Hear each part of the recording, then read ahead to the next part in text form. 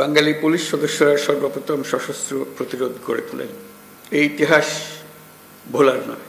Bangladesh police বাহিনীর গৌরবময় ইতিহাসে এটা মহা গৌরবের অধ্যায়।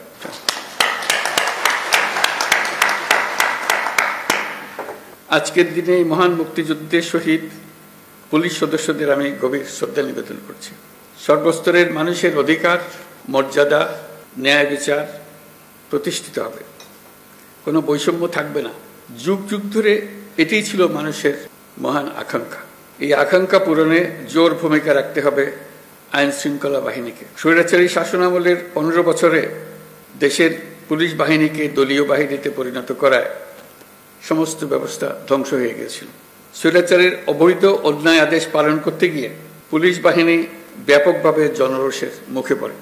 অনেক সৎ পুলিশ সদস্যদেরও এই জন্য মাশুল দিতে হয়েছে। প্রিয় পুলিশ সদস্যগণ, গত আগস্টে অন্তর্বর্তী সরকার যখন দায়িত্ব গ্রহণ করে, সে সময় এদেশের আইন শৃঙ্খলা বাহিনী ভঙ্গুর অবস্থায় ছিল। পুলিশের সঙ্গে জনগণের দূরত্ব সৃষ্টি হয়েছিল।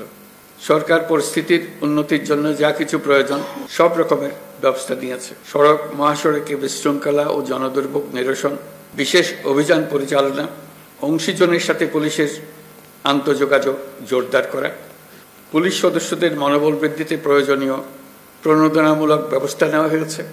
আপনাদের অক্লান্ত পরিশ্রমে শান্তিপূর্ণভাবে দুর্গাপূজা, বিশ্ব ইজতেমা, ঈদ উল ফিতর, বাংলা নববর্ষ সহ বিভিন্ন উৎসব অনুষ্ঠিত হয়েছে। দেশে যতগুলো অপরাধ হচ্ছে সবগুলো ঘটনায় তাৎক্ষণিক ব্যবস্থা নিতে আপনারা সর্বোচ্চ চেষ্টা করে যাচ্ছেন। পুলিশ ও অন্যান্য বাহিনীর সম্মিলিত প্রচেষ্টায় দেশের আইন শৃঙ্খলা পরিস্থিতি এখন অনেকটা নিয়ন্ত্রণে আনা সম্ভব হয়েছে। এই জন্য আমি পুলিশ সহ সকলকে আন্তরিক ধন্যবাদ জানাই।